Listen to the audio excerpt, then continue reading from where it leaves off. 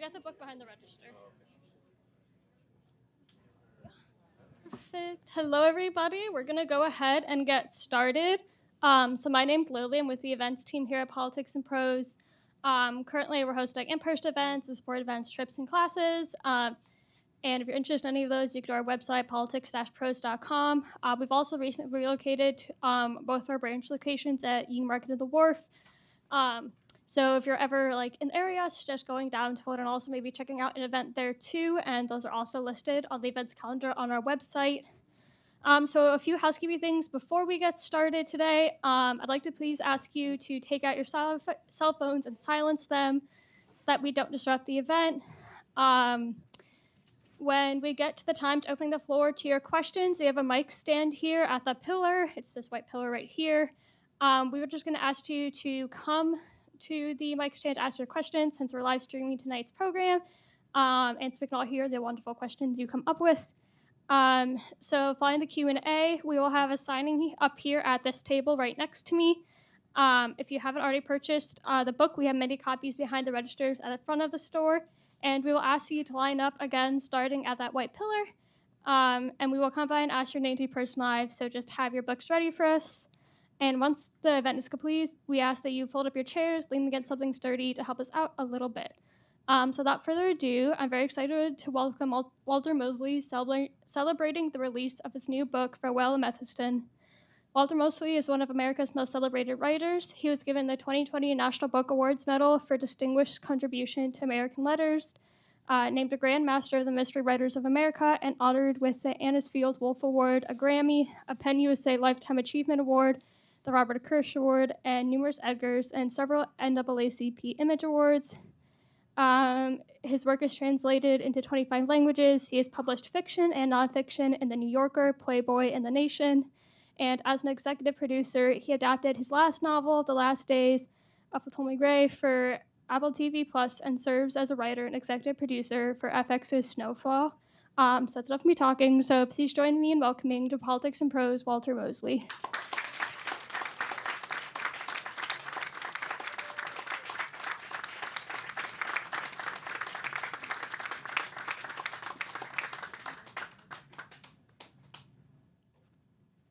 Hello. Nice to be here. Just remember, there were years when Politics and Prose didn't, I think, understand that I was political. Yeah, so they would go, well, why would we want to do mysteries? But then one day they changed. And not, oh yeah, okay, you think it's, oh, so it's like that, huh? And so it's nice to be here at Politics and Prose. I'm going to read the first two chapters of Farewell Amethyst. That's always good to read the first because then you don't have to prepare anybody. I guess, if I was really, really obsessive, I could say, well, now the first book was really the second book. And then it was, and then go back to 1990. But I'm not going to do that. I'm going to, somewhere out there, the first book was a book called Gone Fishing. And, oh, thank you.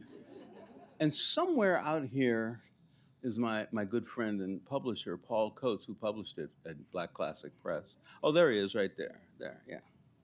And so I'm glad to see Paul. So anyway, I think this is my first reading of this, so I hope it goes okay, but I mean, it'll go good enough. And that's it. No, man, no, shit, no. They want to kick her out of that school because she a black woman, want the Constitution to practice what it preach. All kinds of white revolutionaries and activist teachers up there at UCLA, and they don't make a peep about them. But Raymond Tensford whispered, Natalie rumbled. They say she's a Marxist, a communist. So, it's a free country, ain't it? My friend challenged. Raymond Alexander Saul Links, Whisper, and I were sitting around the conference table in my office at the back of Renzel Detective Agency. Mostly on Monday mornings, we got together to discuss events in the news. Monday was a good day because the rest of the week you couldn't trust that we'd all be around. At the top of the week, around 9:30, 10, my partners would migrate back with paper cups of bitter coffee in hand. For the past couple of months, Raymond, also known as Mouse, had shown up for this informal meeting every other week or so. This was an unexpected wrinkle. Saul and Tinsford had once asked me to keep him away from our workspace because Raymond was a career criminal who practiced everything from racketeering to first degree murder. But that request changed on a Wednesday morning in the late fall of 1969. I was out going around a few SROs in Inglewood looking for a missing husband, while Saul was at Canfield Elementary School because his son, Mo, had gotten into a fight. That morning, as every morning, Niska Redmond occupied the reception desk, and Whisper was the only detective in his office. Somewhere around 11, my friend Mouse dropped by. Niska brought Raymond to LA's best detective's cubbyhole of an office. There, she introduced the man who needed no introduction. Weeks later, Whisper told me that he said, "Easy's not here, Mr. Alexander." "I'm not here for him, brother," was the heist man's reply. "It's you need to hear what I got to say." Without even sitting down, Raymond told Whisper that a man named Desmond Devereaux was planning to kill Natalie because he got Dee Dee's brother arrested for a killing in Oxnard. "And how would you know that?" Whisper was a small man, even smaller than Ray, but he was someone you knew to take seriously. "He sent a guy over to ask me about you." Why he asked you?" "Because everybody knows I know Easy, and that's just one step away from you." Tinsford sent Niska home, left messages for me and Saul, and then went out with the deadliest man I ever knew to take care of business.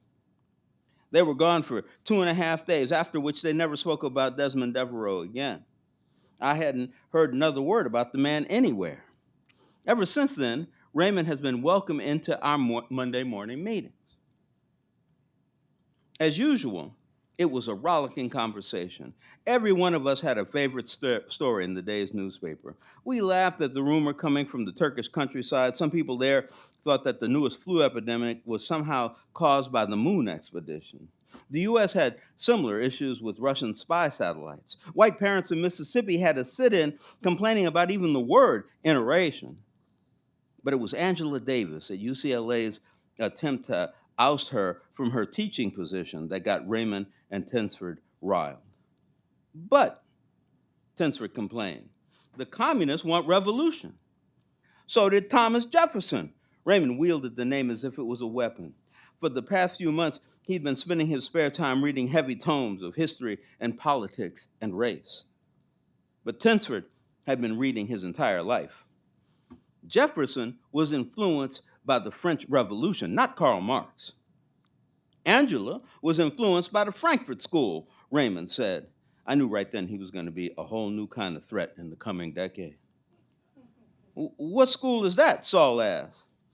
"It's these college professor guys from Germany," Mouse said. "This guy, Herb Marcus, something like that, works with them.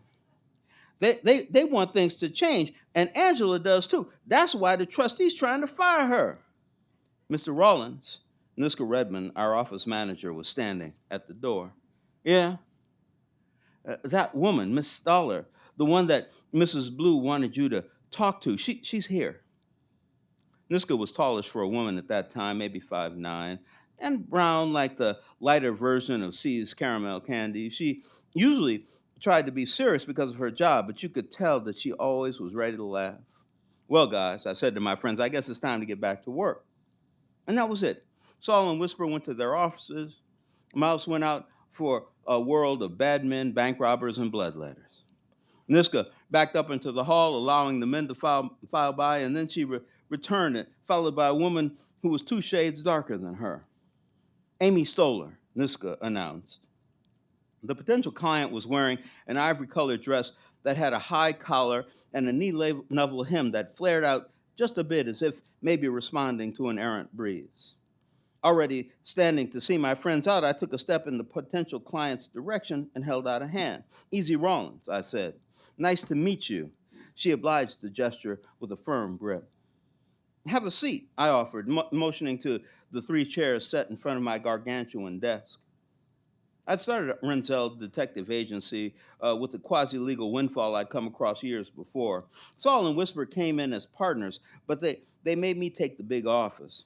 I'd accepted the allocation with only the mildest trepidation. I wasn't humble among friends or clients, but as an orphan in Houston's Fifth Ward, I'd learned that in the world at large, if people knew you had something, they were liable to take it. I made it behind the desk. Miss Stoller waited for me to down before she settled in. This struck me, along with something else about her, a subtle scent she wore that was reminiscent of a bouquet of some ancient forest, welcoming but having hardly any trace of sweetness. She was in her mid to late 20s with satin brown skin and amber eyes on a face that was wide and unusually sensual. Her mouth was also wide, promising a beautiful smile. Stoller's eyes being lighter than her skin meant something, but I couldn't put my finger on it. But that wasn't a bother, not at all. "It's a very nice office," she said, "kind of like the master bedroom of an apartment or even a house. The whole building used to be a rich man's home till the furniture store downstairs bought it." She let her head tilt to the left and gave up half a grin. I knew that this was a very important moment, but had no idea whether it was for the good or not. "How do you know Jewel, Miss Stoller?" "I work for her, and you know, she treats all the women in the office kind of like their family." There was an aura of unconscious elegance surrounding her. This brought a question to mind. Is Amy your given name, or is it short for something else? Amanda? Amelia?" Smiling, she said, "Amethystine." I was unexpectedly enchanted by the name. It seemed somehow perfect. For a moment, I didn't know what to say, and she had nothing to add. This quietude didn't bother either one of us. We sat comfortably in the expanding silence. "So," I stammered, how'd you come to work for Jewel? You study business or in real estate school?" Somehow, showing more of her left cheek than the right, she said, a little shyly, "I was working for her husband at an insurance company, P9, and she told him that she wanted to meet me." "What you do for Jackson?" You know Mr. Blue? I knew Jackson in the biblical days when he robbed Peter and then robbed Paul too." That got me the broad grin that I've been searching for. I went to P9 to apply for a job in statistics, and they gave me a test. I guess I did pretty good because the human resources lady sent me up to Mr. Blue's office. My eyebrows rose a bit. "What?" she asked. "Jackson's the highest ranking vice president of P9. I can't even think of a reason why he'd want to meet an entry level applicant. Did he know you or something? We had met. Uh, he's the one who told me about the kind of jobs they had, but I didn't tell him I was applying." "Then why would they send you all the way up to the 31st floor?"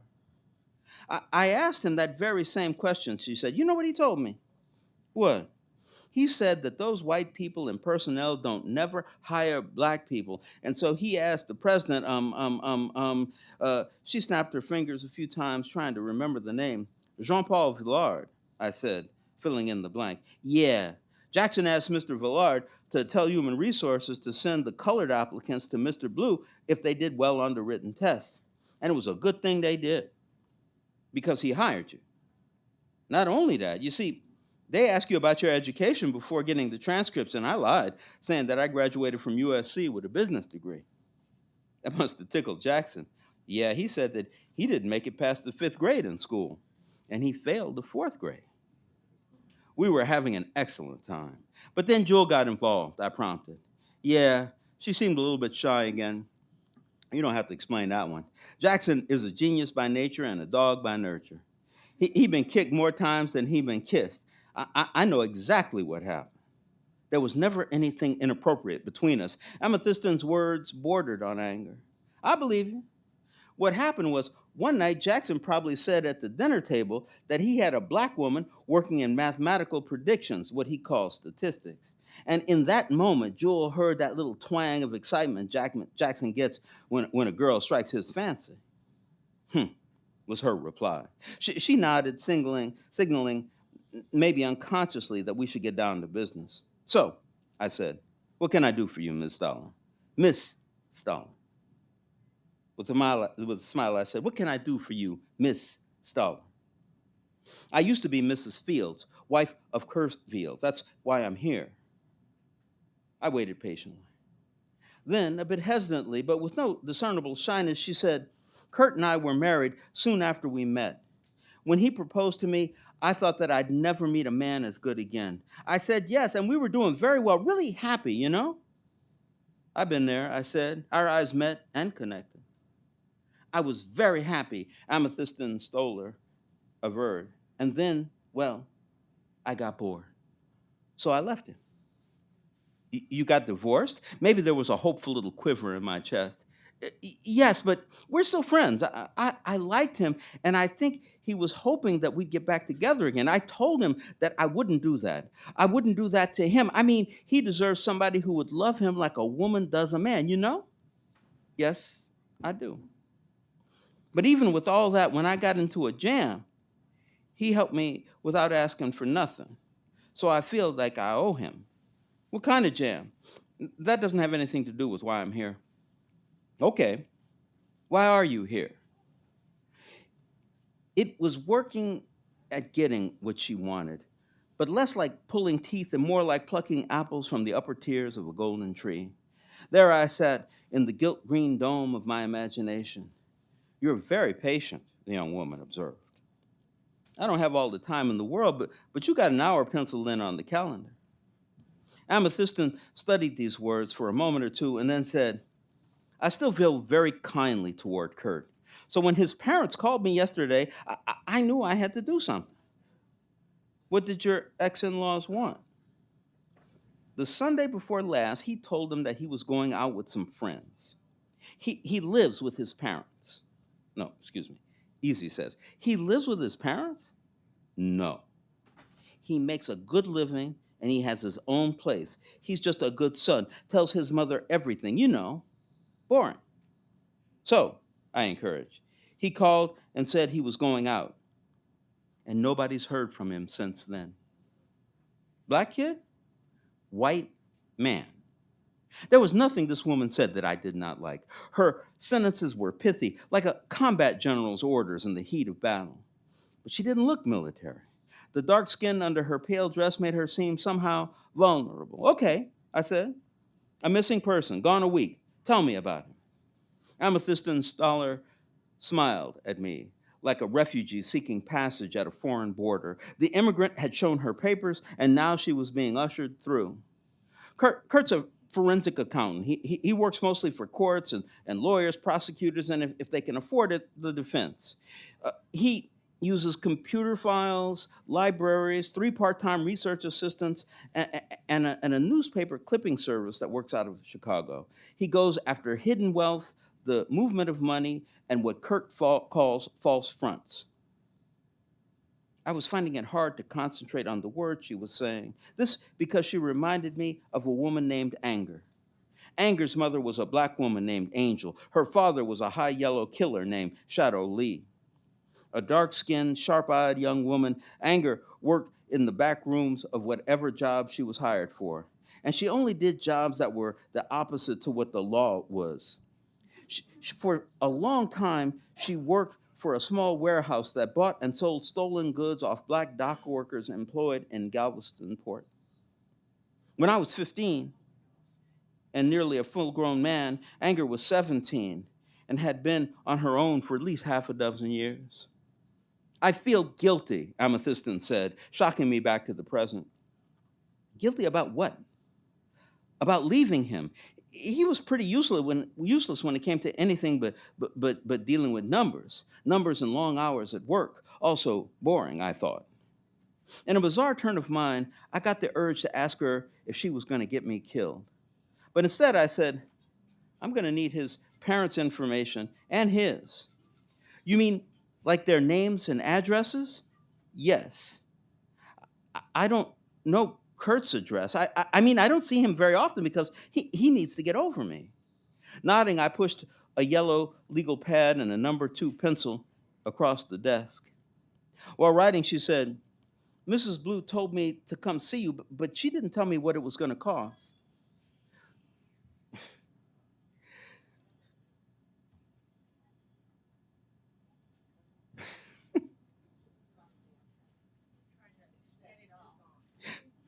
Jewel and I worked on an old-fashioned monetary system.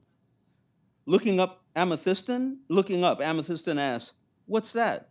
We trade in favors. Trade? Back and forth like 2 tennis players in hell. Is there some favor you need from me? Not at this point. All I need is information. She worked the pencil across the blue-lined yellow sheet with intensity. It was then that I noticed that she was left-handed. Do you have any idea of where Curt might be? No. It was the first lie she uttered. That's why I decided for sure to kick the tires on her missing persons case. Does he have any enemies? I asked, as PI protocol demanded. I couldn't say. I mean, he doesn't run around with a bad crowd or anything, but he's kind of innocent. You know what I mean? Maybe, but why don't you explain? He's a soft touch, gives away money to anybody on the street who says they need it. He believes that people mostly tell the truth and keep their promises. He's a white man, but I don't think ever, not even once, did he think that it was unusual about us being together. You don't share his beliefs, I teased mildly. Do you? Your number on that paper? I asked in reply. She took up the pencil once more. All right. I got through that, kind of. So anyway, any thoughts, ideas, minor criticisms? You can come up to the microphone. We're streaming. I have no idea where we're streaming, but. Thank you for that wonderful reading, Mr. Mosley. I've enjoyed all of your books for many years. And in this book, kind of sparks the question, when did Mouse start reading politics and history and art? Well, in Two of the Frees, Mouse has gotten a job as a heist man. And he'll do a heist anywhere in North America. And he works with, these criminals, these connected guys, people. And so along the way, he started to become a boss heist man, and then he instead of going out with prostitutes and drinking and getting into fights and stuff, he started to just stay in whatever safe house he was in until the job was over. While he was there, he had a talk with Jackson, and he said, "Man, I'm going crazy, man. I'm so bored in these places." He said, "Well, you should start reading some books." And he gave, Mouse books. And Mouse feels like he's the only person ever read these books. Right. He said, "Nah, man," he said, "you don't know this shit, but I've been reading, Right. and it's really important. And it's wonderful because, he's literate. He reads, but he's still crazy. Right. Like, just because people can sometimes think, well, if you read, that makes you a better person. I said, no, Still crazy. it Right. makes you something, but not necessarily better. Right. Well, thank you for that, and I appreciate the character development and the evolution of Mouse. Thank you so much. Don't be afraid now. Yes. All right, so this book takes place in 1970. Yeah. Easy Mouse, his whole community.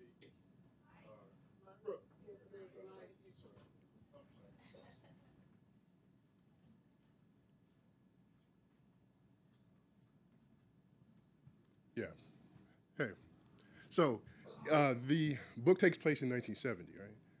Easy Mouse, the whole cohort, are in their 40s, approaching 50 at this time. 50. Easy is 50. Yeah. All right. So most of the histories and even the novels about the 60s are about young people's experiences. What have these middle-aged people taken out of the 1960s that you see going forward with them into the new decade?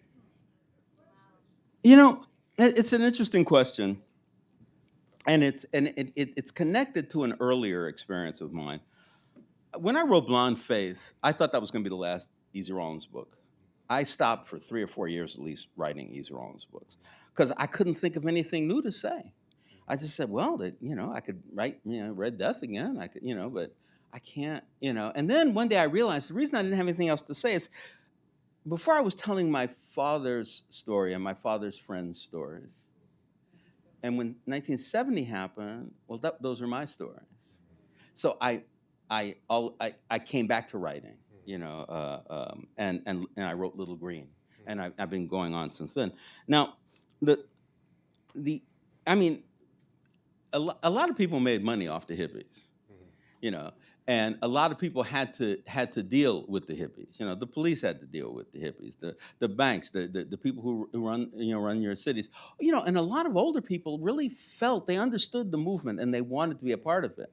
And then, Easy has young people that he's dealing with. Amethystine's a young person. He's up in Topanga Canyon, a little bit in this thing. And a lot of people who own those houses up there are older people, but it's a hippie place, right? So I'm hoping to make it, to come through. It'll come through the experience of Easy, like everything does. But I hope to see that world clearly. And we'll see. Did you read this book? Yeah, I've read it. Yeah. So did it come through clearly? Yeah. Oh, okay, good. Absolutely. Glad to hear. I love the relationship between he and Feather, by the way. Him and Feather? Feather, yeah. Yeah, his daughter. The thing I love right about Easy. It's true. In 1914, before 1914, the number of things that people knew, that is to say, knowledge, doubled every century. Before 1914. Then between 1914 and 1917, knowledge doubled because of that war. And it didn't slow down. Knowledge sometimes speeds up because of war, but it never slowed down. Right now, knowledge doubles every 10 months. The number of things we know doubles every 10 months. And so, before 1914, and maybe even up until 1950, the son says to the father, "I'm leaving. I'm gonna go out there because I know better than you. I'm gonna do this. I'm gonna do that." And he'd go out, but then he would come back 3 years later, 4 years later, and say, "Dad, you were right. I'm gonna listen to what you said because the way you see the world makes sense." Now, son says, "I'm going away. I'm gonna do right." And then about 4 or 5 years later, the father comes to the son and says, "Son, you were absolutely right. I had no idea about computers," and it's that thing. And Easy's kids, in a way, are like that to him. They know more than him. They understand the world in a way that he doesn't. He's just tough, right? He said, "Well, you might know shit, but I do shit, so there's a difference." Anyway, thank you. Thank you, sir.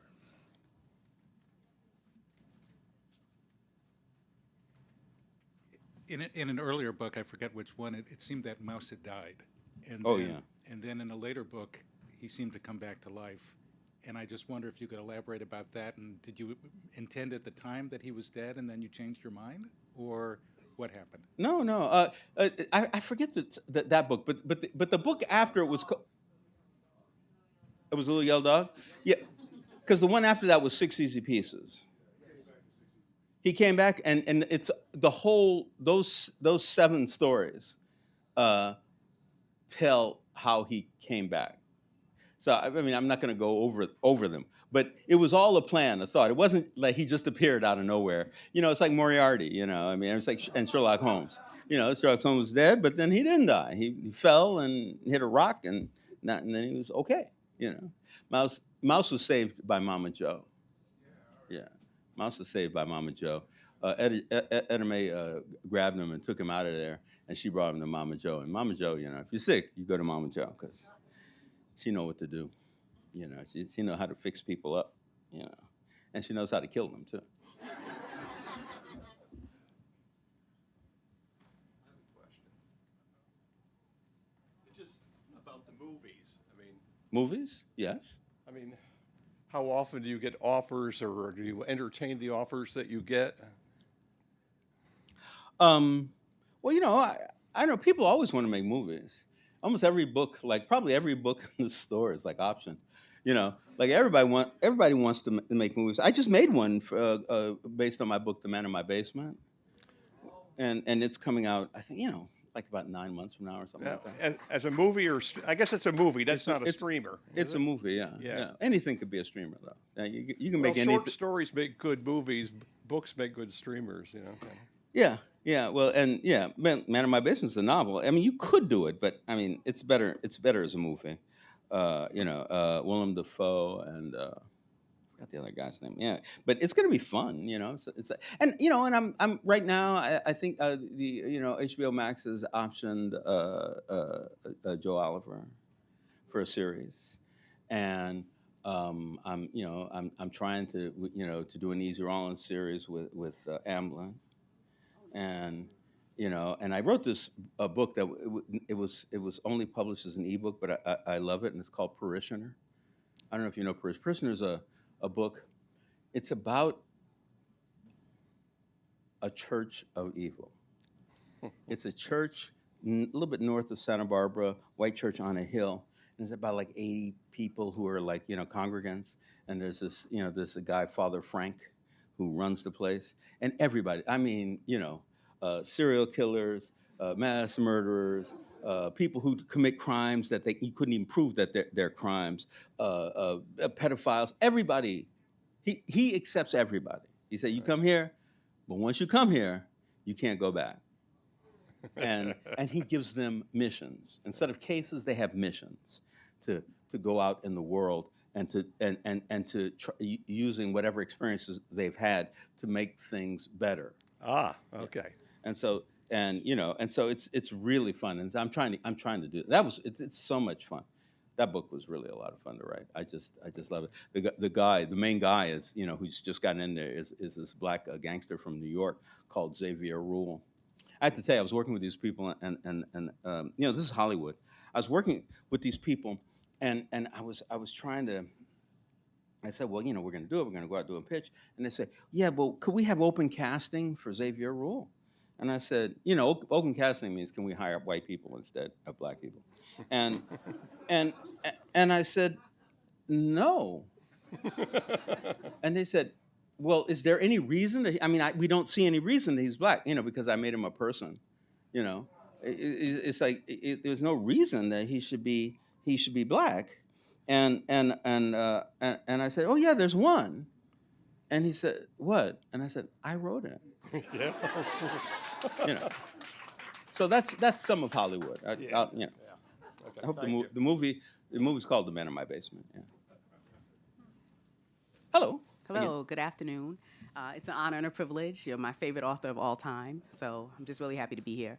Wanted to speak with you a bit about how you portray women in your books. I think you do an excellent job of, first, it's clear that you like women, and not a lot of people do. And so that comes through in your book, in all of your books, and you seem to understand women, us, the complexities, between Mama Joe and Joelle and Feather, like just Bonnie, you really seem to capture. So I'm just curious about how you approach writing women, because you don't necessarily, well, in the Easy Rollins series, you're not necessarily writing from their perspective, but in your interactions with them, it's clear you understand. So just wanted to hear a bit about that. It's a very interesting thing about men and women. I mean, and readers and writers. These two things come together at a certain point. Most things about men and women are the same. They're not men and women are not the same, but most things about them, they get born, they die, they get hungry, they get sick, they fall in love, they fall out of love, and of course, no two of them are alike, right. Exactly, so you have that, and so when you're writing, you write from your strength. You write, what are these people? Because Jewel is wonderful. She's a wonderful character, but she, I can talk about all kinds of things about her without talking about that little moment where where the feminine gene comes into play. However, as a writer, when you write a book, and like everybody who reads it, it's a different book. Because the people who read that book create from these, printed words, images, ideas, sounds, histories, all this other stuff. And so if you're good enough writing about persons that the people will believe in it, they will also create that person. That person becomes original. And so the thing is, like, yes, you have to like your character, but I love all my characters. I mean, I don't care how bad they are. I love them. This is great. This is great. This is like, and so when you're reading the book, you can feel about that character. And you can also create that character. And so, I leave a lot of it up to the audience, So, because I mean, look, there are some women, especially at universities, who just they come to me and they say, well, a man cannot write about a woman, and I go, okay, that's your rule. So, like, I mean, I'm not going to try to change that rule. I do believe that men can write about women, and women can write about men, and white people can write about black people, and black people can write about China and Mongolia. I mean, we can do anything, as long as we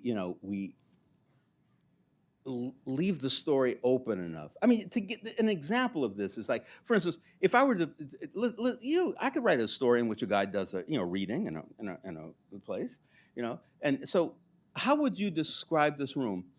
In order to describe the room in its totality, every person, all the things, the little tiny insects, the things beyond the roof, all that stuff, millions and millions and millions of words to describe this room.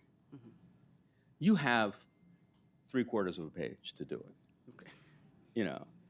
From that 3/4 of the page, every person in this room reading it has to believe there's a room, has to believe there's a reading, has to believe in all these intentions. It's the hardest thing about writing. It's a thing that you never tell new writers, because if you tell them, then they're not going to be writers at all, because they say, I can't do that. But you can. You just, because you understand the voice that's telling it and the room itself, the story where it's going, and you put it together. It's the same thing. And so it's the same, and that is the same question, How do you create something just enough for the reader to create it in their own experience of the writing? Excellent. Thank you. You're welcome. Boy, that was hard. But lovely. Your response was amazing, because I agree. I think leaving something open for everybody to add their own interpretation makes what you do so brilliant. So thank you for being. Well, thank you. One of the things I enjoyed about this book, and I'm not finished yet, but I'm super excited about it, is that you bring all like the characters back together. As like hearing Fearless Jones, I was like, ooh, I remember those books. So when you're thinking about writing, do you also think about bringing in multiple genres? Because I like your sci-fi books, and I like your young adult books. So it would be really cool to sort of have a character from each of those genres into one. Ever thought about that? No, I don't exactly know what you mean by that. Like, prime example, I was trying to read 47 over before I came. And so characters from there, like seeing young people grow up in that time. And then a lot of your books are about, like, in my brain, historical fiction, right? So if like maybe bringing those characters into Easy's world, just for like cameos, if you will. But they are, I mean, there wouldn't be. I wouldn't give them the same names, but there are a lot of characters that I write about who have nothing to do with what Easy does, like and that's fun. Like, for instance, Jewel, I mean, she's Jewel has this like whole like place. She only hires women. She loves all of them. They work together. They do real estate. She's worth millions and millions of dollars. Jackson is. She has more money than Jackson. But of course, Jackson is. He's something else. But with Peter and Paul and all that. But So I think I do it. But with different characters. I do want to say that I just finished a book that I have no idea if it's any good or not. And it's called Galen, Galen, A Romance in Black, and it's a romance. But like when people say romance novels, they think of like Danielle Steele, and they're thinking about that, which is fine. It's a kind of a current genre. But the Romantic movement is really old, the middle of the 18th century to the beginning of the 20th century. And it's when people said, hey, how come we're always writing about kings and queens and pirates and generals? There are all these people from this, this way up here, you know. And what about, people who work on farms? What about people who do this, who do that, you know? And because romance is not about love, really. I mean, it is kind of, but it's not like this man and this woman, let's say, who are falling in love. It's about everything in that world, and that world, forms and creates them. So I just finished writing that book. It's my first romance that nobody's going to identify as romance. I'm here for it. Yeah. I will go read it. But it's a lot of fun, because just to write, because to write about in any genre is really fun. A lot of people don't like it, and a lot of people are very literary, and they say, well, we're better than other people, but their books also say that, which is why, anyway, that's it. Thank you. Thank you.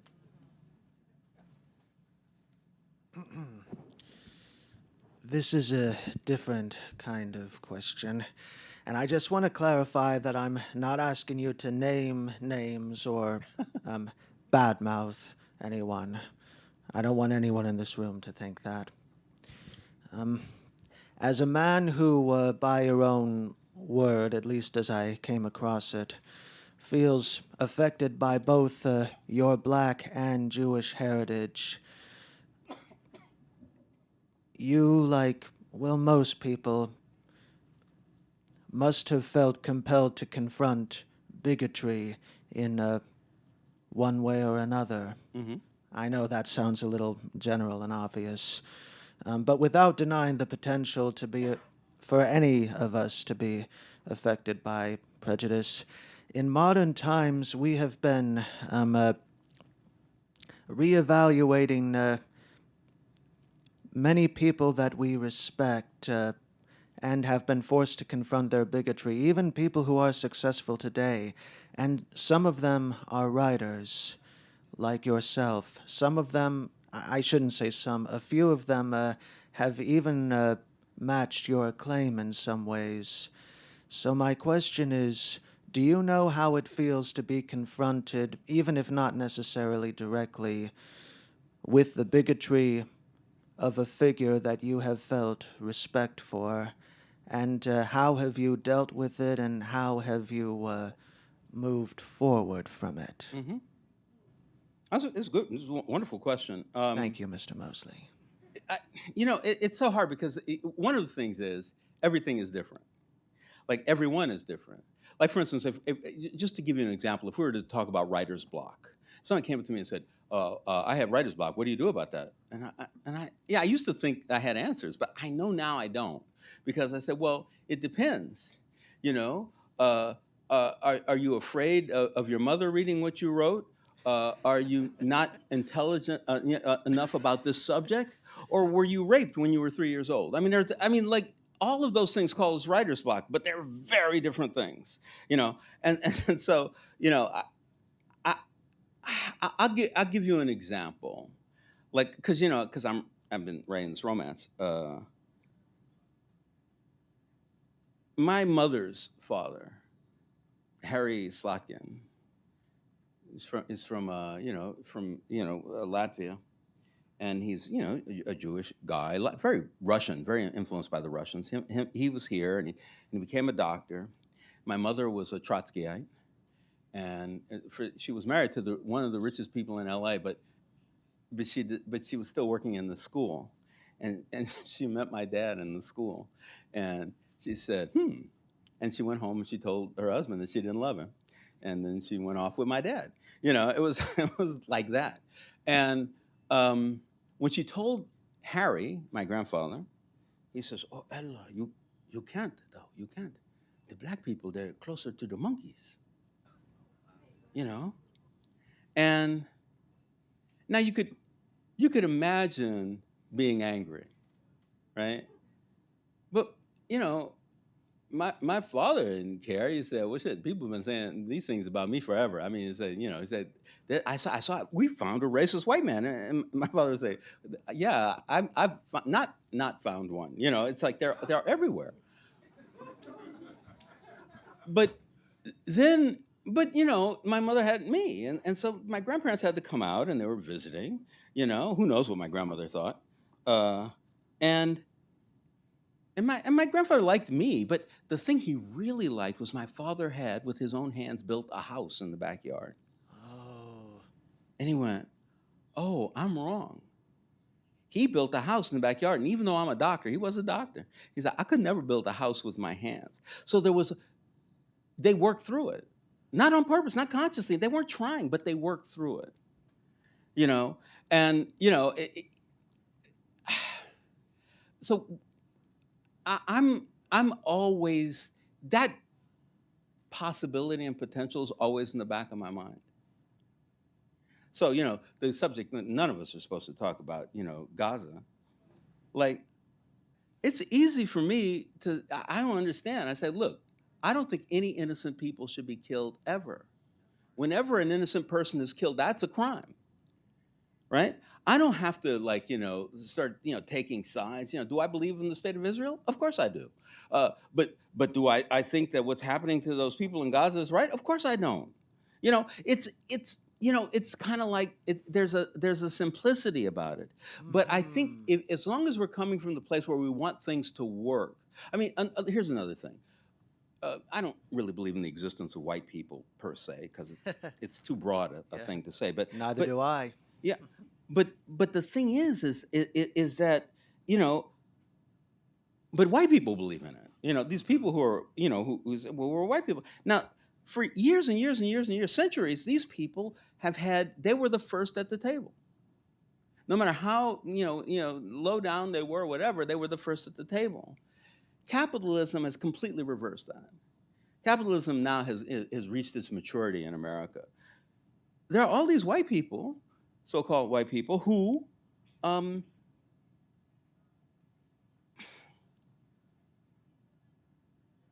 of a sudden they have the same trouble that all the black people have. And they're mad at black people. And I keep saying, and sometimes people hear me, I say, look, man, we are the victims of the same system that you're a victim of. We were the first, pieces of property in capitalism in this country. And we need to work together, because if we work together, things are going to be better. So that's where I go.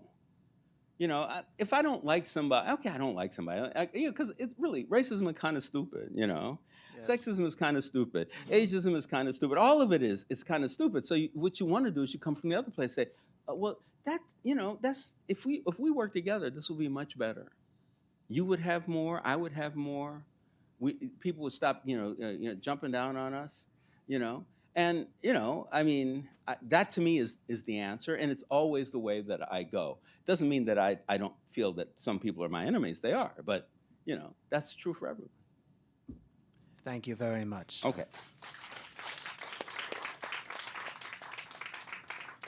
So did I answer everybody's question? Yes?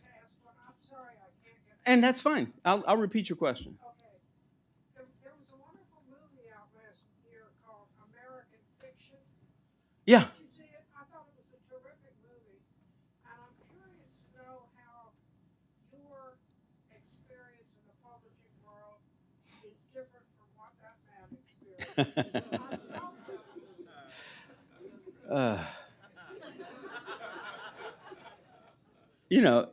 I mean, it's funny because I know the writer and I mean, and I love his work actually.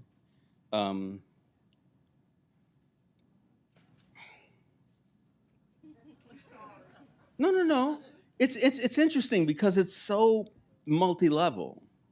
Like, I'm not sure if I even know the answer to that question, and I'm also not sure that I want to know the answer, to that question, because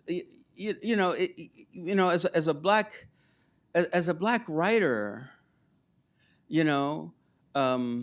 because that had to be, the story of the movie had to be made very simplistic. So it's like, well, but I'm a very smart, very intelligent person who wants to write, serious and complex things. you know. And I'm thinking, well, yeah, so was Chester Himes, you know. And Chester Himes is writing this, you know, like, you know, I mean, I think, honestly, people argue with me, but I mean, I think Chester Himes is a far superior writer to Ralph Ellison. And I think that his understanding of the psyche is amazing, and his writing is extraordinary. Now, there, you know, Ellison was very successful, and Himes was not. I don't know why that was. They're both black men, you know. They're both come out of the same, period of time, cultural period of time.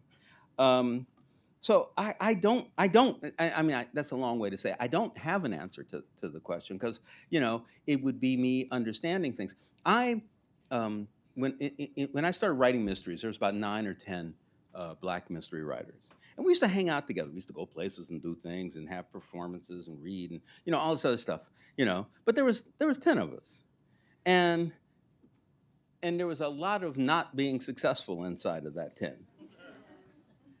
I started an organization with a woman, Kelly Garrett, called Crime Writers of Color, about 3 years ago.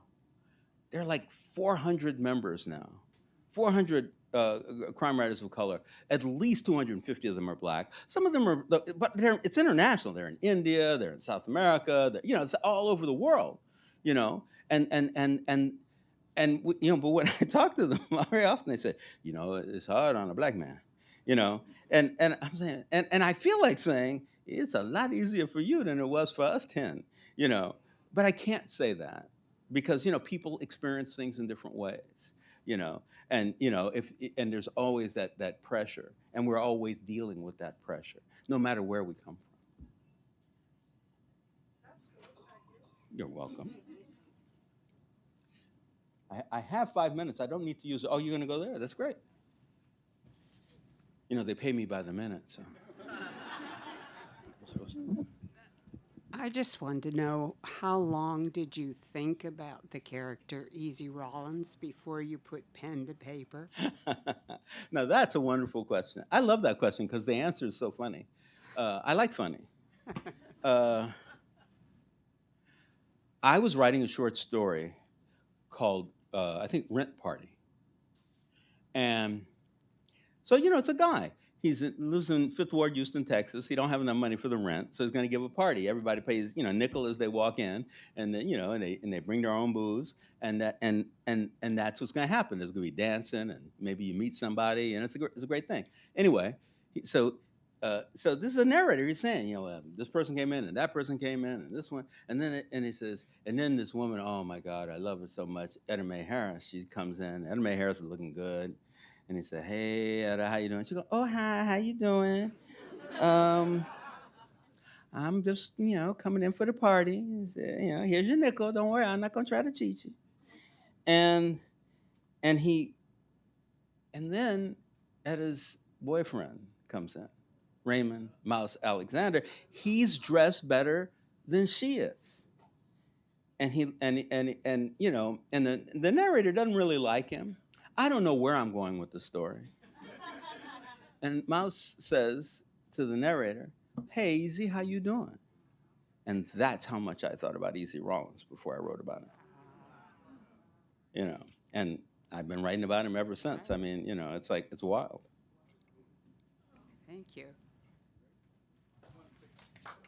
Yeah, listen, you want to come up, or you just want to?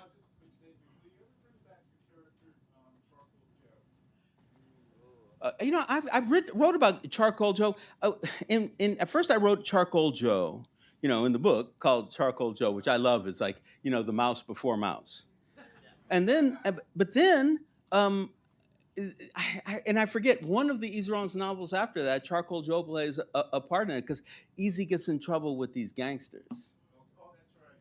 And he has to call up Charcoal Joe, and Charcoal say, that's a serious motherfucker you talking to there, Easy. I think he's serious. And he goes, oh, he said, so what, you know, tread very lightly. You got to go, but tread lightly.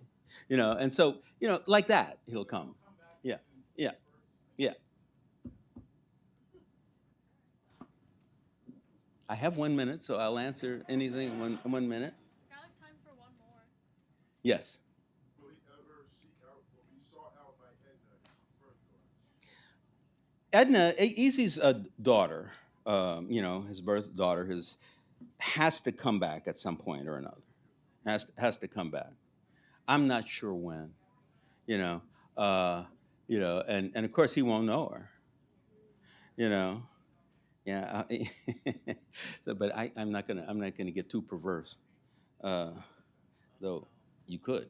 Um, but yeah, no, Edna she's gonna come back.